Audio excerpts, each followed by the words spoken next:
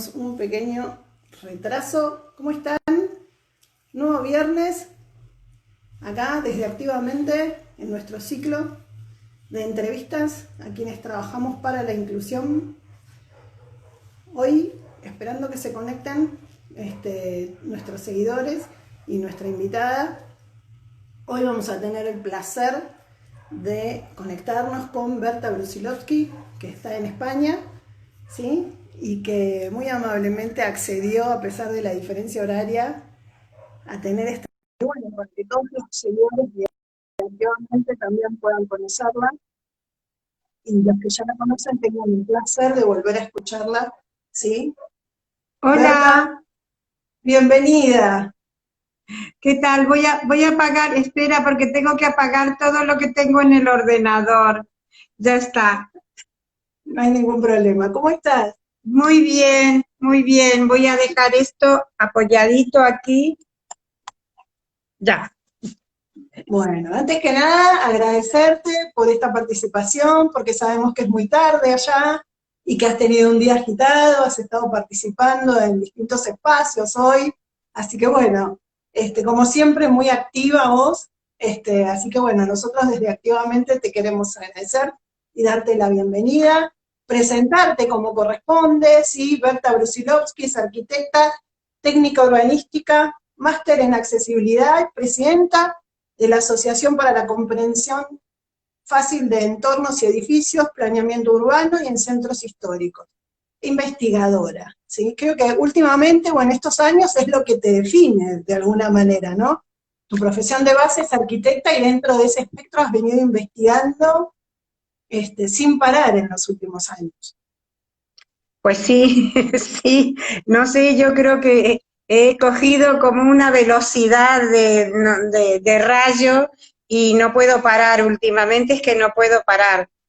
Pero Sí. reconozco que especialmente en los últimos tiempos estoy acompañada por gente muy interesante, gente que me aporta mucho a, no solo, espera que voy a apoyar esto, eh, eh, gente que me aporta, ¿se ve la pantalla? Sí, ¿no? Sí, Vale. sí, se No, ve es que de perfecto. repente salieron las letras porque esto es...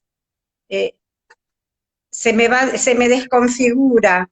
Bueno, te decía que últimamente estoy relacionada con gente muy interesante. Cuando digo interesante, afectivamente interesante, gente creativa, gente imaginativa, cosa que, bueno, yo siempre me rodeé de la gente que me gustaba, pero yo no sé si es la edad que me permite, no sé, ser más selectiva y entonces en la selección, en lugar de constreñirme, me he abierto muchísimo. Sí, sí, es decir, en lugar de decir, no, tienen que ser no. Yo estoy abriendo mis relaciones, especialmente en términos profesionales, pero cuando digo profesionales, no en relación con las investigaciones que estoy haciendo, sino Claro. gente que precisamente no son del ámbito de la accesibilidad y entonces todo lo que me aportan es afectividad, son ideas novedosas que yo luego puedo incorporar también a mi trabajo. Y justamente estoy ahora con un proyectito muy interesante para un colegio de niños con trastornos del espectro del autismo y hablando por teléfono con una amiga arquitecta, se nos empezaron a ocurrir unas ideas fantásticas y en este momento estaba escribiendo esas ideas. Así que no creo que me esté escuchando Rosario porque es muy tarde ya, pero gracias No a sabes. Rosario ya he podido concretar 2 o 3 ideas muy interesantes para esta escuela. Bueno, pero en fin, tú Interesante. tendrás No, no, preguntas, ¿no? pero esto que vos acabas de contar es una manera o sea, es algo que te define bastante. Vos sos, por lo que yo te he podido conocer a través de nuestras conversaciones y por lo que uno ve en tu trabajo, una mente inquieta, ¿sí? Buscadora, curiosa, y esa curiosidad que va más allá de la arquitectura específicamente, sino de investigar y relacionarlo con tu expertise, y eso es fantástico. Yo te lo he dicho en privado y te lo quiero decir ahora, eso yo lo admiro y me encanta, me encanta, me encanta, porque despierta esa chispa y contagia, así que no me cabe duda que seguramente las personas que se van sumando a vos y a todo esto tienen estas mismas características. Pero bueno, yo te voy a ir haciendo algunas preguntas porque es interesante, o nos pareció interesante desde Activamente, junto con Andrea, que es mi coequiper, y que desde ya también te mando un agradecimiento y un saludo grande por este espacio para Activamente, empezar a hablar de lo que es la accesibilidad. Nosotros hace unos días tuvimos la oportunidad de hablar con Alejandra Álvarez y hablamos un poco de accesibilidad universal. Y dejamos pendiente un área de la accesibilidad universal que tiene que ver con la accesibilidad cognitiva, y que es el área en el que vos te has dedicado a investigar, ¿no es cierto, Berta? ¿Cuáles son las características? ¿De qué hablamos cuando hablamos de accesibilidad cognitiva? ¿Cómo podríamos ir definiéndolo un poco dentro de algunos términos técnicos y otros tal vez no tanto, para que la diversidad del público que nos escucha pueda entender de qué hablamos cuando hablamos de accesibilidad cognitiva? Iba a decir que es muy fácil. Claro, a esta altura para mí es muy fácil, pero no te creas que fue tan fácil al principio. Vamos a ver, yo hace muchos años que estudio accesibilidad universal. La accesibilidad universal es una obligación que tienen los espacios para estar adaptados a todas las características de todas las personas, a todas. Por eso básicamente hay como 3 cajoncitos donde metemos a la accesibilidad. La accesibilidad física es muy fácil de identificar. Son personas que están en silla de ruedas, personas que van con bastón, o bien personas muy pesadas, o bien mujeres embarazadas que ya les está costando caminar y ya no pueden a lo mejor subir una escalera. Bueno, pero que básicamente la accesibilidad física, el dibujito que tenía, que ya no lo tiene, el logo de Naciones Unidas, era una silla de ruedas. Ya ese logo no se usa un logo más universal. Esa es la accesibilidad física. Luego está la accesibilidad sensorial, que son las personas que pueden tener, por ejemplo, dificultades para oír, porque no oyen nada, son las personas sordas, personas que no ven, personas ciegas, o estadios intermedios, personas que les queda un poquito de visión, o personas que les queda un poquito de audición, ¿vale? Hasta ahora, claro, yo hablo de España, pero yo conozco bastante Latinoamérica, porque tenemos un grupo de profesionales latinoamericanos que todos los días estamos trabajando con temas de accesibilidad. Y con este grupo con el que trabajamos, intercambiamos experiencias, opiniones, y yo transmito, claro, mis experiencias son de accesibilidad cognitiva, que es lo que todavía no hemos definido. Claro. Lamento no tener público, porque normalmente cuando hay público yo pregunto, ¿qué es la accesibilidad cognitiva? Y estoy segura que algunos de los nombres que aparecen por ahí están ahora imaginando qué es la accesibilidad cognitiva. Recuerden que soy arquitecta, por lo tanto, cuando yo hablo de accesibilidad cognitiva, hablo de entornos y edificios. Lo que estoy diciendo es que la accesibilidad cognitiva debe darse en entornos que es donde nosotros nos movemos, la ciudad, por ejemplo, o dentro de los edificios, o para llegar a los edificios. Entonces, mi definición muy sencillita de accesibilidad cognitiva es que los espacios expresen lo que son. Si yo llego a un edificio cualquiera el edificio de un colegio, el edificio de un hospital, el edificio de una biblioteca, el edificio de un polideportivo, y no veo lo que hay en el interior de ese edificio, yo me pongo frente al edificio y como si yo tuviera rayos X, tengo que ver lo que hay en el interior, ¿vale? ¿Cómo? Pues a través de cómo está organizada, por ejemplo, la fachada del edificio.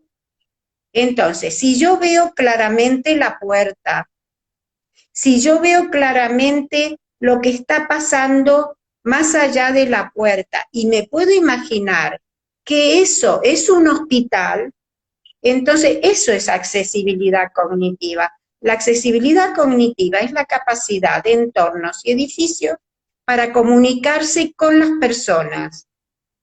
¿Cómo se comunica? Pues a través de la arquitectura o del urbanismo.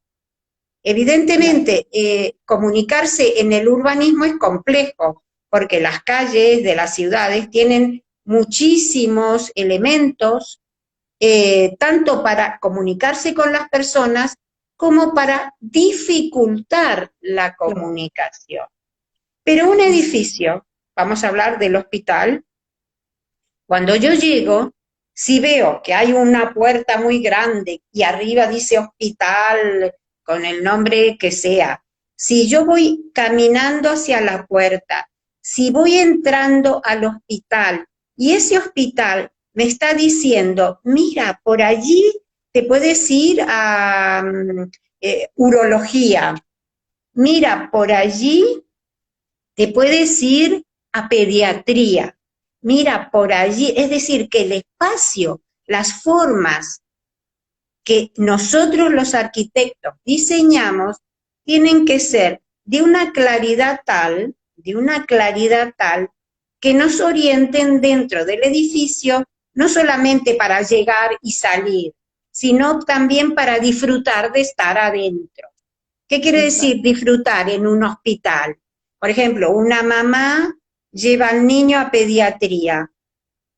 Entonces, la accesibilidad cognitiva sería que la mamá encuentre la dirección para llegar a pediatría. Cuando llega a pediatría se encuentra con una zona donde hay juegos, donde el niño puede jugar antes de entrar al recinto donde lo va a atender el médico. La puerta del médico tiene un color bonito para atraer al niño y no asustarlo. Y cuando entra el niño al interior del sitio donde está el médico, no es el típico despacho de médico con una camilla que asusta al niño, que el niño lo que quiere es salir volando. Eso es accesibilidad cognitiva. Sí, sí. Vos hablás de secuencias de accesibilidad, ¿no? Hablás de que estas secuencias no se interrumpan, que uno pueda ir desde el origen, como sería, por ejemplo, como bien nombraste la puerta del hospital, hasta el destino, voy a tomar el ejemplo que vos diste, el consultorio de pediatría, y volver a ese destino sin perderse, ¿no? Sin necesidad de estar todo el tiempo solicitando información, sin desorientarse. Entonces, como decías vos, el diseño nos va hablando, el entorno nos va hablando y nos ayuda a transcurrir ese camino, por decirlo de alguna manera, ese proceso, ese trayecto, para poder llegar a destino, ¿no? Para poder alcanzar lo que uno está buscando. Porque además, cuando hablamos, sigo con el ejemplo que vos diste del hospital, en general siempre hay ansiedad detrás de una llegada al hospital, ¿no es cierto? Nervios, si uno sale con niños muchas veces que no se le olvide una cosa, que no se le caiga la otra, que ese niño no quiere asistir, porque tal vez esté más ansioso y más asustado que nosotros. Y también cuando hablábamos de que el entorno nos hable, independientemente del idioma que hablemos, ¿no es cierto? Independientemente de que nosotros sepamos o no leer, ese entorno nos tiene que poder guiar. ¿Te interpreto bien? ¿Es así? Perfectamente, perfectamente podés ser mi colaboradora para escribir los libros. ¡Ay, qué honor! Sí, lo que pasa es que la comprensión del espacio no es algo fácil, porque si tú tienes un edificio que tiene un pasillo, tú entras, por ejemplo, un centro de salud. Yo entro a mi centro de salud, al centro de salud, un centro de salud es ¿cómo lo llaman allí en la Argentina? Un centro de salud donde hay 2 o 3 médicos, 2 enfermeras y 3 administrativas, ¿vale? Es el centro de barrio. Entonces, yo entro a mi centro de salud y es muy fácil, porque ¿qué hay? Cuando entro, estoy en un hall y ya veo que están las administrativas, no me puedo perder ahí. Pero ahora compliquemos y hagamos un hospital inmenso donde hay 30 tipos de especialidades, las más complejas, donde además hay radiología, donde además hay traumatología, en fin, hay cafetería, hay restaurante, hay camas también, hay zonas para que la gente pueda quedarse ahí. Si yo el otro día me operé y me tuvieron que internar en una cama que no era la de un hotel, era de un hospital, pero era muy bonita.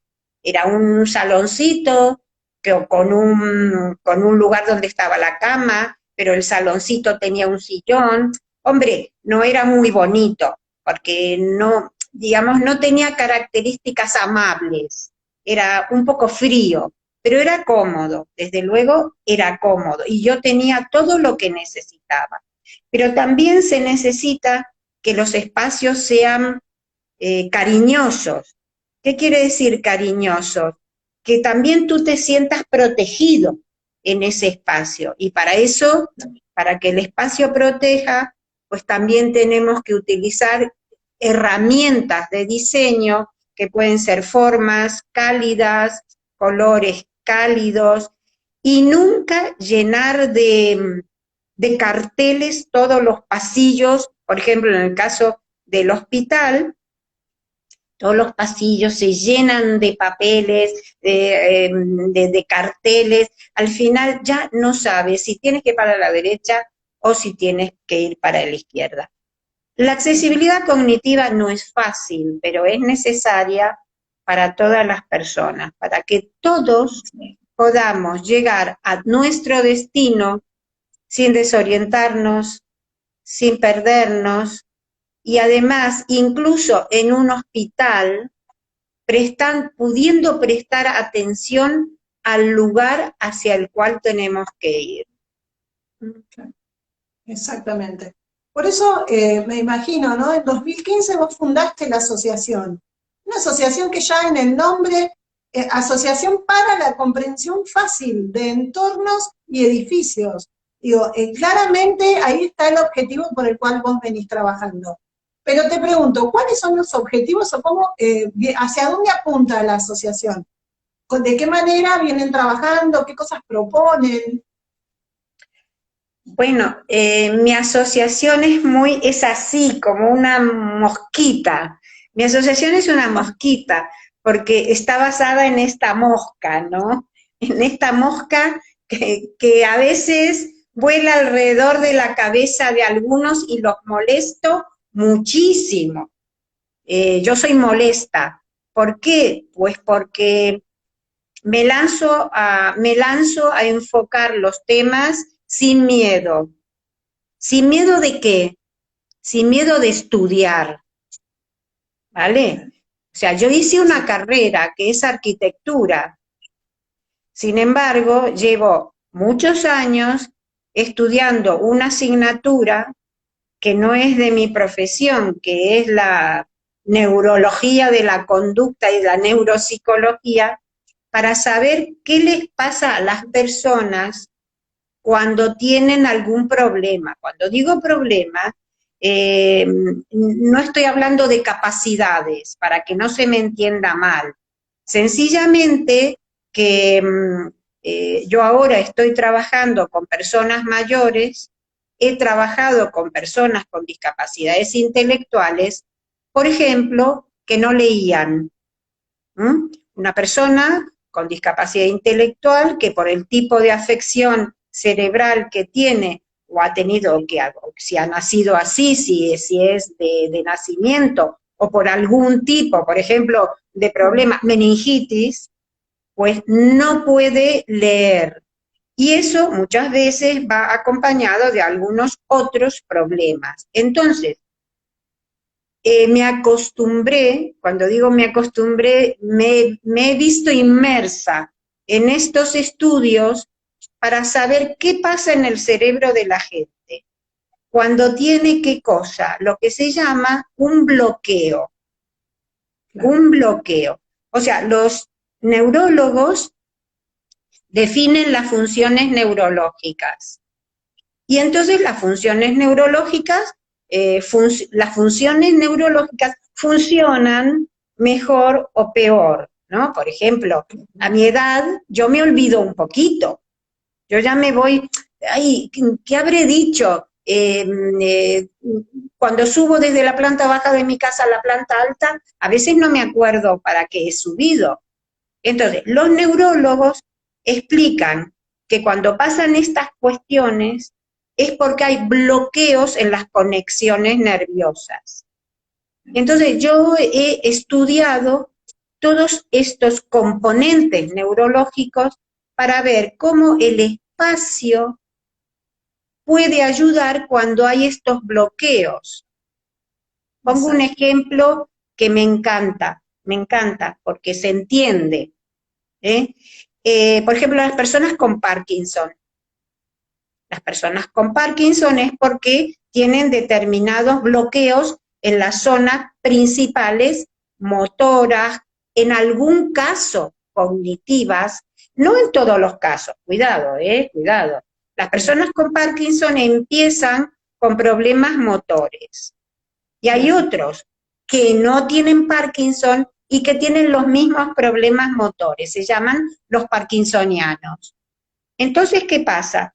Cuando una persona con Parkinson, cuando avanza el Parkinson, los bloqueos son cada vez mayores, Entonces, ¿qué pasa? Yo, con el diseño de los suelos, el suelo donde caminamos, con el diseño de unos círculos o unos cuadrados de colores o unos elementos que facilitan que esa persona pise ese cuadrado o ese círculo, que normalmente es de color, y entonces se llama desbloqueo.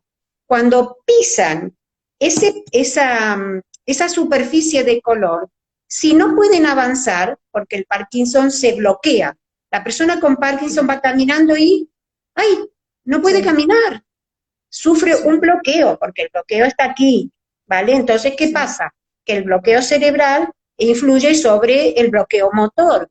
Entonces se queda con el pie levantadito. Entonces, todos estos elementos de diseño que pongo en el suelo desbloquean al usuario con Parkinson. Esto lo he tenido que aprender. Entonces, donde hay personas con Parkinson, normalmente en los centros de mayores en los que trabajo ahora, pues colocamos estos elementos porque facilitan la movilidad de las personas, facilitan realmente la movilidad de las personas. Cuando ellos llegan al circulito de color, ponen el pie y levantan el otro y caminan, ¿vale? Se llama desbloqueo nervioso. Esto evidentemente no lo inventé yo, esto es un conocimiento de los especialistas en Parkinson y de las asociaciones que trabajan con personas con Parkinson, que yo además he aprendido y he, digamos, juntado mis diseños con los que necesitan las personas con Parkinson. No sé si ha quedado claro, yo creo que sí, ¿no? Sí, además, yo mientras te escucho se me van disparando un montón de ideas. Cuando estaba retomando algunos conceptos para poder conversar con vos, releyendo algunas cosas, hablábamos de, leía que la accesibilidad cognitiva es un sistema de apoyo también, ¿no es cierto? Porque justamente nos apoya, como decías vos, por ejemplo, con los bloqueos, de llegar al destino hasta, del origen al destino y poder volver. Entonces, es un sistema de apoyo. Y también pensaba en esta en este trabajo interdisciplinario que venís haciendo. Entonces, que es algo que cuando nos reunimos entre algunos profesionales y mis ex compañeras de la facultad, que hemos venido trabajando así desde la especialización, lo importante que es la transversalidad, poder trabajar con otras profesiones, porque así como vos lo dejás bien en claro en cada ejemplo, esto suma, poder saber de la profesión del otro, pero aplicarla a mi profesión, llevarla adelante y aplicar esos conceptos en mi profesión, traducirlos, me gusta decir a mí, ¿no? Traducirlos a mi saber y al campo en donde yo me especializo, enriquece muchísimo. Y la verdad, Berta, que eso se traduce en cada uno de los ejemplos. Y entiendo que por eso el modelo que vos creaste fue evolucionando en estos últimos años, ¿no? Claro. A partir del 2014 o 2016, perdón.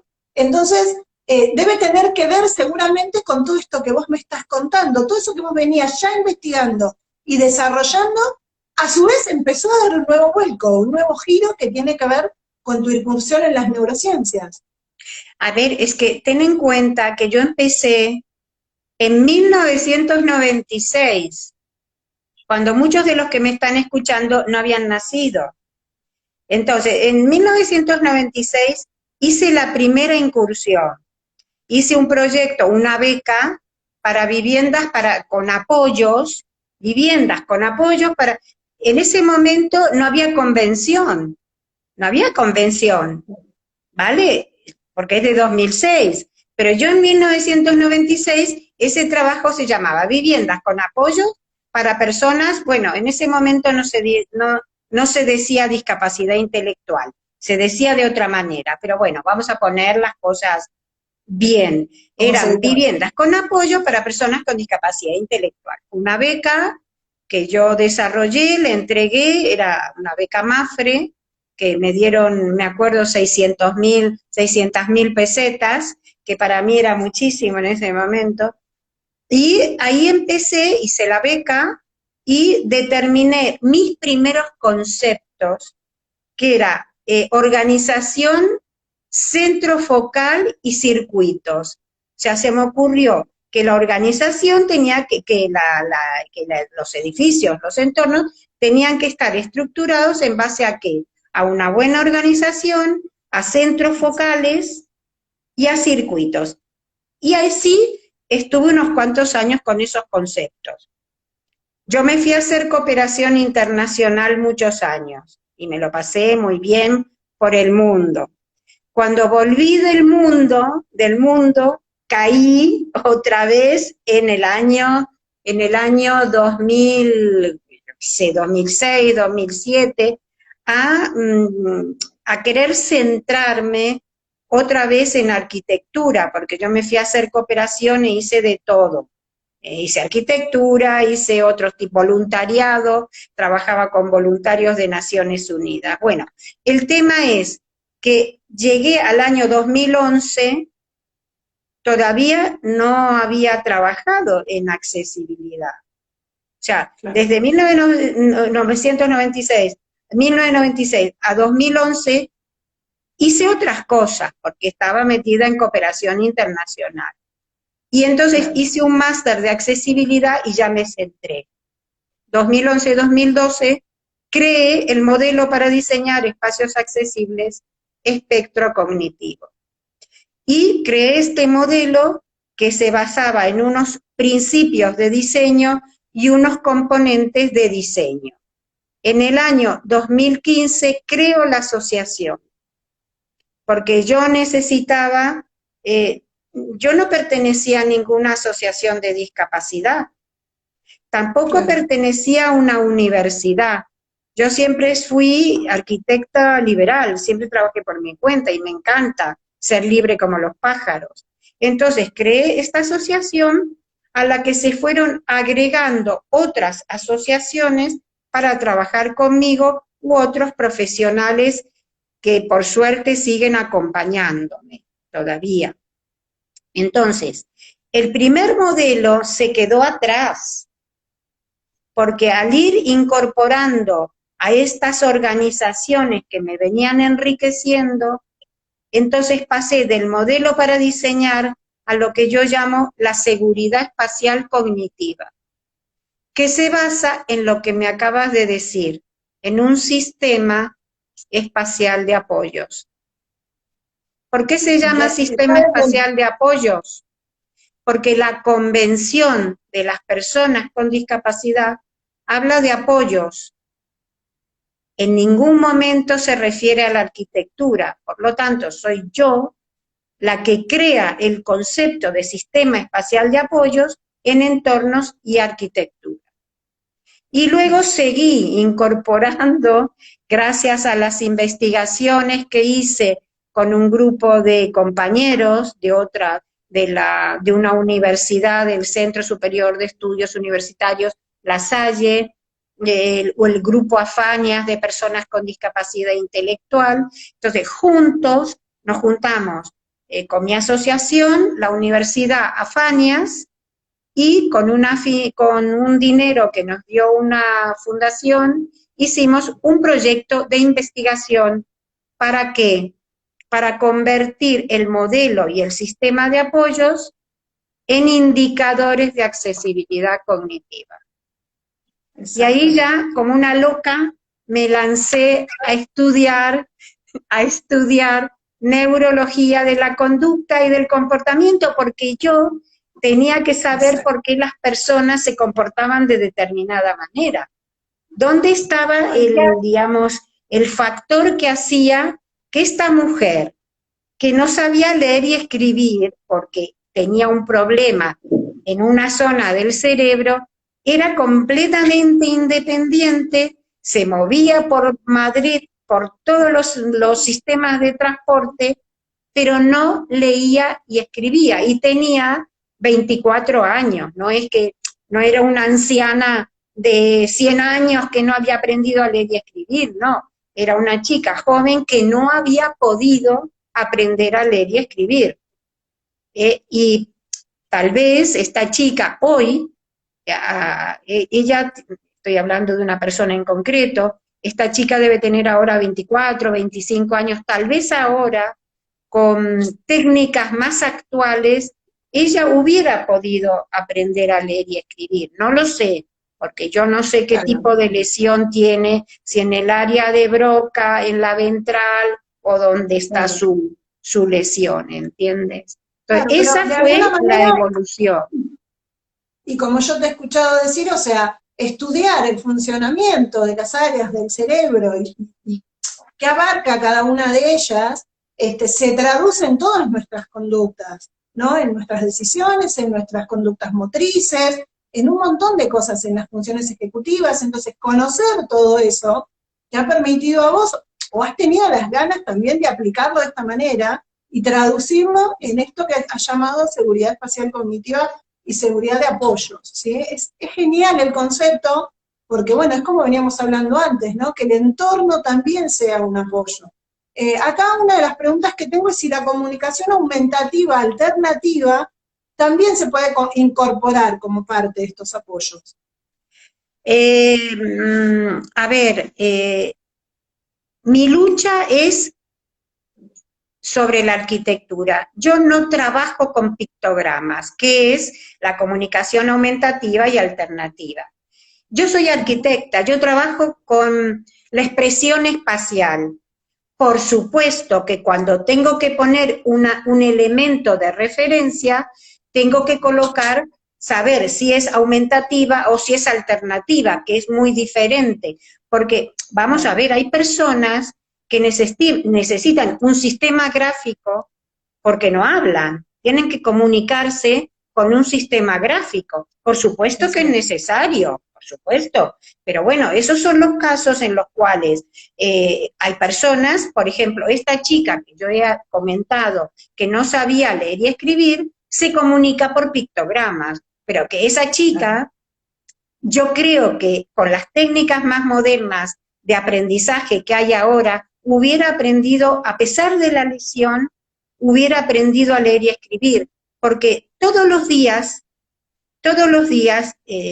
es lo que yo he aprendido también, en el cerebro se descubren zonas que sustituyen a otras, ¿entiendes? Es decir, Hay zonas del cerebro dedicadas a la lectura y la escritura, pero se ha descubierto ya hace unos cuantos años que hay otra zona que no es innata, que es en base, que se ha desarrollado en base al aprendizaje y que puede servir para las personas que tienen una lesión en la zona específica de la lectura y la escritura. Entonces, esta otra zona ocupa el lugar y facilita que la persona también pueda aprender a leer y escribir. Pero claro, no es lo mismo aprender de una manera con una zona que funciona del cerebro a aprender con la otra. Entonces, estos sistemas que acaban de preguntar, por supuesto, pero para mí, que soy arquitecta, la expresión tiene que estar, los espacios son los que tienen que comunicarse con las personas. Luego, si tengo que poner un pictograma, que es lo que me acaban de preguntar, aumentativa y alternativa, si tengo que colocar a la entrada del consultorio del médico un dibujo del médico, pues pongo el dibujo del médico, ¿vale? Claro, por supuesto que yo lo utilizo, ¿vale? Pero es que yo utilizo 3 columnas para trabajar. La primera columna es la persona, ¿vale? Esa es la persona, me da el input. En el centro hay otra columna que es el sistema de apoyos espacial. Y luego la tercera columna es lo que preguntaba esta persona. Son todas las referencias gráficas, escritas, de texto, de lectura fácil, todos los sistemas aumentativos y alternativos, ¿vale?, que complementan al espacio. Pero si el espacio no comunica y yo tengo que llenar de pictogramas todas las paredes, lo que voy a crear es un caos y un laberinto. Sí, ¿vale? Sobre información. Claro, yo te he escuchado hablar en diferentes oportunidades y me parece, decime si me equivoco, que algo que a vos te interesa también comunicar es que la accesibilidad cognitiva no es solo poner pictogramas, ¿sí? O sea, como para que no se cierre en esa idea, que los pictogramas y la comunicación aumentativa es una alternativa más y que puede incorporarse en determinados espacios y en determinadas situaciones, como decías vos. Pero no cerramos a la idea de que solo eso es accesibilidad cognitiva. Claro, pero, lo que digo? Perfecto. Pero ¿qué es lo que pasa? Lo que pasa es que hasta hace poco todas las organizaciones de discapacidad intelectual se basaban en pictogramas. ¿Por qué? ¿Por qué? Pues porque no había ningún modo de resolver el problema. Hasta que llego yo y digo, no señores, yo soy arquitecta, a mí los pictogramas fenómeno, pero vuelvo a las 3 columnas. La primera columna es la persona, la segunda columna es todo el sistema espacial de apoyos, todo el sistema, la arquitectura, y la tercera columna son precisamente todos los elementos gráficos y de texto que complementan a la arquitectura.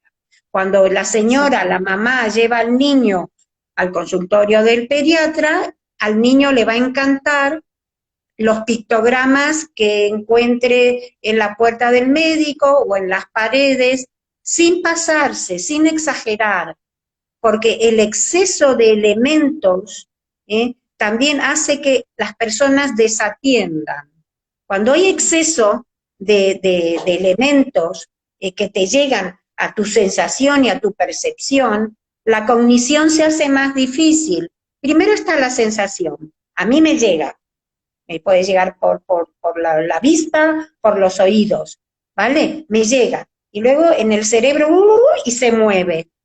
Se convierte en percepción. Y entonces todo esto puede ser utilizado por las funciones cognitivas.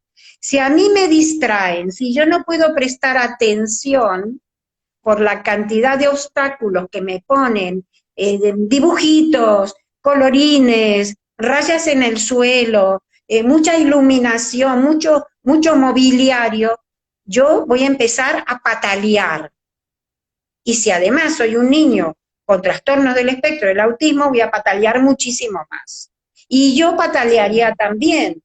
Y diría, por favor, simplifiquen un poco lo que ponen a mi alrededor, déjenme un poco tranquilo, déjenme centrarme en mí mismo también, o yo quiero jugar, no quiero que me llenen todo eso de colorines. Es muy típico en los hospitales infantiles llenar todas las paredes de dibujitos, de figuritas, y yo creo que eso altera a los niños, lleno de colorines, contrastes de colores, contrastes de forma, un mogollón, como decimos aquí, tremendo. Entonces hay que también saber pulir lo que tú colocas, ¿no? Claro. Sí, sí, a veces menos es más, ¿no es cierto? Por lo menos hay que ir evaluando poco a poco y medir, ir seleccionando lo que corresponde. No todo, no todo, no todo, no todo por poner, hay que seguir metiendo, porque si no es una sobrecarga de información y es difícil de procesar, justamente como vos decías. ¿Sabes qué te quería preguntar, Berta? Este modelo que vos diseñaste, ¿sí? Me dijiste que es validado. Es validado por personas con discapacidad intelectual, por Sí. ejemplo. ¿Querés contarnos en qué consiste esta validación? ¿De qué manera vos la llevas adelante? Porque no solamente esto, sino que, como dijiste antes, vos diseñaste indicadores, ¿sí?, de accesibilidad cognitiva en entornos y edificios. O sea, todo esto está traducido en indicadores, y a través de esto vos lo podés validar. Entonces, de alguna manera, las personas te van indicando si eso está bien, si es comprensible, pero bueno, no lo quiero explicar yo. No, no, si lo entiendes es mejor hasta que lo expliques tú. Realmente el modelo era la parte más elemental, ¿vale? Se desarrolló la seguridad espacial cognitiva como sistema de apoyo, con las 3 columnitas que digo. Entonces, yo desde el principio de mi tarea de diseñar el modelo, también en paralelo diseñé una metodología participativa para que las personas con discapacidad intelectual o del desarrollo me aporten su conocimiento. O sea, yo me rodeo de personas con discapacidades intelectuales, pero primero, atención, yo no los lanzo ahí a los leones, como se diría. Primero los capacito y les explico que el espacio puede tener encrucijadas, que conviene que ellos presten atención cuando entran al hall de entrada, que yo denomino nodo de acceso. Entonces les digo, el hall de entrada lo vamos a llamar nodo de acceso. Después vamos por un circuito de comunicación. Y todo esto ellos aprenden durante varios meses y con estos conocimientos teóricos van con personas, con técnicos, y lo que hacen es evaluar el espacio. Y hacen unas evaluaciones fantásticas. Y dicen, esto no se entiende, aquí hay que poner tal cosa, aquí hay que poner guías, o de aquí a allí me pierdo, por favor en la mitad póngame una señal de recuerdo. Todas esas cosas te lo van diciendo a lo largo de las evaluaciones. Entonces, los indicadores es como el paso siguiente en los pasos que yo he ido dando, los indicadores que empezamos con 15 indicadores y yo ahora tengo 28. Porque al incorporar todo el tema del envejecimiento, se me incorporaron nuevos indicadores. Porque si bien la discapacidad intelectual me dio el camino para trabajar con personas mayores, hay una serie de características de las personas mayores que son muy específicas de ellas. Yo no puedo hablar de una persona con deterioro cognitivo igual, no puedo diseñar igual para una persona con deterioro cognitivo que diseño para un muchacho con síndrome de Down que es autónomo y que viaja solo. ¿Por qué? Porque es autónomo, porque viaja solo, ¿vale? Y entonces tengo que diseñar con una, no sé cómo llamarlo, con mayor libertad de acción.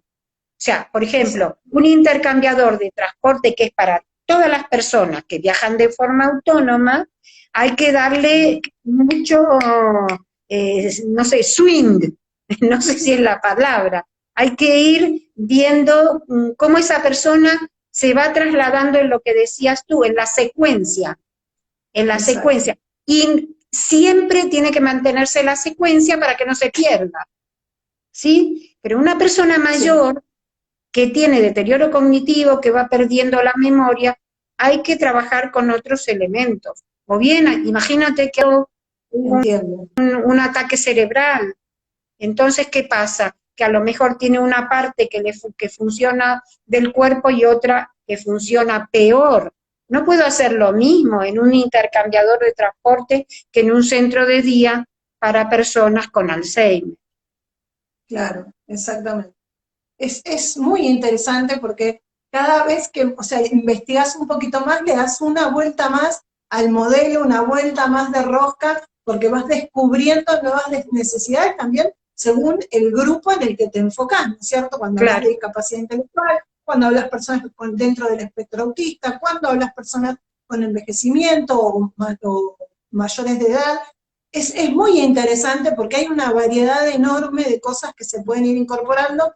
Y cuando vos hablas en estos centros de intercambio de transporte, ¿no? Yo pensaba acá por ahí, por ejemplo, en la ciudad de Buenos Aires, la estación de Constitución, o sea, donde llegan los trenes, salen una línea de subte y salen una infinidad de líneas de colectivos. Y además, a diferencia de un centro de salud, como vos decías que llegás y encontrás a las empleadas administrativas sentadas, en esos lugares es muy difícil preguntar, porque todo el mundo corre y anda apurado, y muchas veces uno que sabe leer, sabe escribir y viaja solo desde hace un montón de años, se encuentra como perdido y desorientado. Me imagino lo que es para aquellos que les cuesta o que tienen algún bloqueo, alguna condición que se los dificulta. Son lugares completamente inaccesibles desde la comprensión. No ayudan, no son cariñosos, usando tus propias palabras, no son amables ni cariñosos. Son edificios hermosos porque son de una época, de una construcción maravillosa, pero en cuanto al diseño y a la accesibilidad cognitiva, no los ayudan en nada. Mira, el intercambiador de Moncloa, que es muy grande, que está en la zona universitaria, se llama intercambiador de Moncloa, es inmenso, inmenso. No llega tren, llega metro, muchas líneas de metro y muchísimos autobuses que salen de Madrid. La información, ¿sabes dónde está? ¿Dónde crees que está la información del intercambiador de Moncloa? Bueno, dime cualquier cosa, dime. ¿Dónde crees tú que está? En la puerta de entrada, en una de las varias puertas, en todas las puertas. En ninguna. Está en el interior del intercambiador de la Moncloa, en un recodo del intercambiador donde no se ve, donde tienes que adivinar que está ahí. ¿Cómo no ponen a la entrada, como dices tú, un centro de información en cada una de las puertas? Entonces te ponen unos planos que no entiendes, porque yo no los entiendo, si no los entiendo yo, imagínate, o una persona mayor, una persona extranjera, o una persona con alguna discapacidad que se ha perdido. Entonces, nosotros capacitábamos a las personas con discapacidad en la universidad, en la Politécnica, que está al lado del intercambiador de Moncloa. Un día tenía que venir una Lorena, que es simpatiquísima, una chica de Afania, y se perdió en el intercambiador. Pero como es Lorena, fue a lo de una señora y le dijo, señora, estoy perdida. Por favor, ¿me puede decir dónde están los taxis? Porque tengo que ir. Ella se acordaba, tenía que ir a la Escuela Técnica Superior de Arquitectura de Madrid. De eso se acordaba perfectamente. Entonces fue, la señora le dijo al taxista, mire, esta chica tiene que ir a la escuela técnica que estaba a medio kilómetro. Pero claro, la chica le habíamos indicado que tenía que salir por una puerta y salió por la otra. Entonces pero entonces la gente, las personas con discapacidad intelectual, muchas tienen muchísimas alternativas que, por ejemplo, personas con trastornos del espectro del autismo o mayores no tienen. Entonces no puedes hacer lo mismo para unos que para otros, pero sí, siempre en el nodo de acceso hay que poner un punto de información, no en la mitad del intercambiador, ¿entiendes? Eso es accesibilidad cognitiva. Mira, te voy a hacer un resumen de algunos mensajes porque tengo mucha gente que te saluda, te saludaron desde Colombia, Vivi Di Luca te saluda, hola colega. Está el arquitecto Bernardelli dando indicaciones y diciendo que hubo un trabajo en Constitución, pero que no llegó a terminarse, y bueno, todas las egresadas de la especialización de la UCA que nos están escuchando te saludan, hay un montón de mensajes. Es pero, que, perdona, con Bernardelli me vi esta tarde en otro seminario, porque hoy he tenido como 3 o 4 seminarios, bueno, y nos encontramos con Bernardelli esta tarde también. ¿Quién más? Perdona que te interrumpí. Es que algunos pasaron los nombres, ya no los tengo, pero desde Colombia te saludaron, no leí el nombre. Sí, hoy estuviste en el seminario de accesibilidad de la Universidad del Rey Juan Carlos, ¿digo bien? Hoy estuvieron respondiendo preguntas, se llevó adelante durante toda la semana, y hoy hubo un espacio en vivo donde los expositores respondían las preguntas de las personas que habíamos estado participando, ¿no es cierto? Sí, sí. Quiero nos quedan algunos minutos, y yo quería pensaba en preguntarte, digo, Berta, todo esto que vos me explicás que tiene que ver con la accesibilidad, con el espacio amigable, que me guíe, que me lleve de un lugar al otro, ¿sí? Que yo me sienta contenida, ¿sí? Que no me genere tantas dudas y tanta angustia. Fundación Unicornio de Colombia habían saludado, gracias Alejandra. Todo esto es mucho más caro hacerlo accesible cognitivamente, hablar de seguridad espacial cognitiva con apoyo, que hacerlo como se hace, es mucho más caro. Te voy a hacer una pregunta, me lo vas a contestar tú. ¿Hacer una viga es más caro que no hacer una viga? A ver, cuando tú haces un edificio, haces pilares, por ejemplo, puedes hacer pilares y vigas. ¿Qué pasa si no pones una viga? Decides que no vas a hacer una viga porque es caro. ¿Qué va a pasar? Claro. ¿Qué va a pasar? Se te va a caer el edificio. Entonces, esto que estoy diciendo, ni es más caro ni es más barato. ¿Cómo va a ser más caro? Es tener sentido común, es estudiar un poco, y es desde el inicio del diseño meter todos estos instrumentos, ¿entiendes? Ni es más caro, ni es más barato, es lo de la viga. Si no le pongo la viga se me cae el edificio, y si no diseño con accesibilidad cognitiva, la gente se va a perder en los edificios o en las ciudades. No es más caro, lo que es más caro es lo que hacen. Bueno, no voy a decir quién porque queda muy mal. Sé que se está haciendo. Tener que hacerlo 2 veces. Es más caro tener que hacerlo 2 veces. O 3. Sí, ¿no? Pero hay un edificio ahora que se está haciendo nuevo en un sitio determinado para personas con Alzheimer, y he mandado una carta a los gestores diciendo, mira, se está haciendo este edificio nuevo, ¿por qué no vamos? Y les comentamos todo esto que estamos hablando. Claro. Tú me respondiste, ellos tampoco. O sea, luego a lo mejor dentro de 3 años, se van a gastar 20.000, 30.000 euros en hacer un acondicionamiento maravilloso, qué bonito lo que han hecho, pero hazlo desde el principio. Igual que si tienes que hacer un edificio, ponle la rampa o el ascensor desde el primer día, y no dentro de 10 años, uy, me olvidé, uy, no he sabido. Lo que pasa es que hay que empezar con las asignaturas de la universidad. Nosotros lo llamamos politécnicas. En Madrid son las politécnicas de ingeniería, las politécnicas de arquitectura y de arquitectura técnica. Todos tienen que tener asignatura accesibilidad. o no tener accesibilidad. En la asignatura de diseño hay que aprender estas cosas. Dentro de la misma asignatura de diseño tiene que estar esto. Hombre, luego tú puedes ir a hacer una especialización como Vivi De Luca, que estaba escuchando, hizo en gerontología. Eso es diferente, ¿entiendes? Pero cuando tú haces diseño, el diseño de un polideportivo, hombre, ¿cómo vas a hacer un polideportivo sin accesibilidad física? ¿Cómo vas a hacer un polideportivo sin accesibilidad sensorial? ¿Qué vamos? ¿La vamos a tirar todos ahí en el medio? Es una barbaridad. Y con este centro de día es lo mismo, o una residencia para personas con Alzheimer. Hombre, vamos a poner desde el primer día la accesibilidad cognitiva, porque son personas con deterioro cognitivo.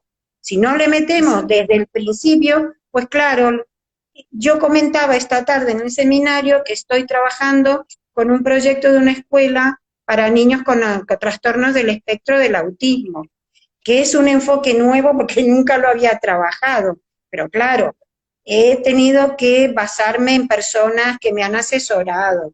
Y el modelo también se presta mucho a este tipo también de diseño, pero los trastornos del espectro del autismo tienen sus especificidades, sobre todo en un ámbito de educación. Hay que ser, como dije antes, muy cariñoso.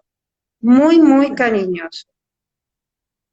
Berta, vos me dijiste una frase en estos días cuando estuvimos hablando por teléfono previo a la entrevista, que me contestaste, diseñar para todos es diseñar bien, ¿sí? Y también lo podemos decir al revés, diseñar bien es diseñar para todos. Claro. Y una de las cosas que te reconozco y que hemos conversado, ya te decía yo, con mis compañeras, mis ex compañeras de la facultad, es este trabajo enorme que haces por sociabilizar toda esta información, por brindarla, por que la mayoría de tus libros son de acceso gratuito, que se pueden descargar en la página www.accesibilidad, seguridad espacial cognitiva, .org. Después lo vamos a poner en la página activamente, ¿sí? Que todo esto que vos comentás tiene evidencia científica, o sea, vos hiciste investigaciones, como lo dijiste antes, no te sentaste un día a ver de qué lado soplaba el viento y de qué color era mejor o no era mejor apoyar a las personas con discapacidad, a los adultos mayores y a todas aquellas personas que por un motivo u otro necesitan que su entorno sea un apoyo. No sé si sabías, pero activamente viene haciendo distintas entrevistas a personas que trabajan para la inclusión, pero que desde distintos ámbitos, ¿sí? Desde el ámbito educativo, desde el ámbito laboral, desde el ámbito arquitectónico, de diseño, como vos, como Alejandra, y siempre terminamos hablando de que cuando hacemos estos apoyos o diseñamos estos apoyos pensados para quienes lo necesitan, terminan beneficiando a todos los demás, nos terminan beneficiando a todos. Así que de alguna manera esto que vos decís no sale más caro, lo hacemos de una vez y lo hacemos bien y nos beneficiamos todos, ¿no? Me parece que esto es un poco como el resumen de tu tarea y del empeño que vos le ponés a brindar esta información y a estar hoy levantada a esta hora en España para poder estar hablando con nosotras. Ya nos queda un minuto, yo te quiero despedir con todo mi cariño, agradecerte por este espacio, para Activamente es muy importante haberte tenido hoy acá, así que bueno, si querés saludar, si querés decirle algo más a todos los que te están escuchando, te dejo este ratito para que cierres vos. No, que los quiero mucho, que me encanta participar de estos momentos que son tan agradables, que me encanta compartir con argentinos, con colombianos, con chilenos y con paraguayos, pero claro, con argentinos tengo ahí a mi corazoncito, ¿no? Y por supuesto me encanta compartir con españoles porque no por nada llevo 50 años en España. Es decir, yo me siento muy feliz de poder transmitir todo esto a mis compañeros argentinos que me siguen y me siguen y me siguen. Y yo creo que cada vez lo tienen ellos más claro y me ayudan también a tenerlo yo más claro. Pero también es cierto que hay que estudiar.